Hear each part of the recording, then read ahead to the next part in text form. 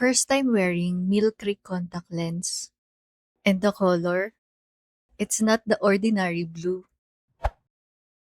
This is how it looks like when not worn.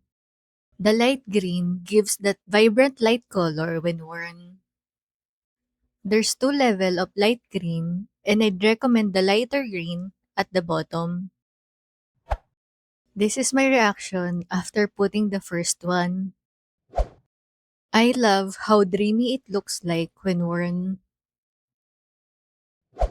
Although this is a 14.5 mm contact lens, it doesn't make my eyes look bigger. These contacts give you a vibrant color without blurring your vision. Just note that you need to rotate it at times if you want to maintain the lighter green at the bottom. Try this too. You'll be surprised how dreamy it looks like when worn. This is in color Lumifier Blue.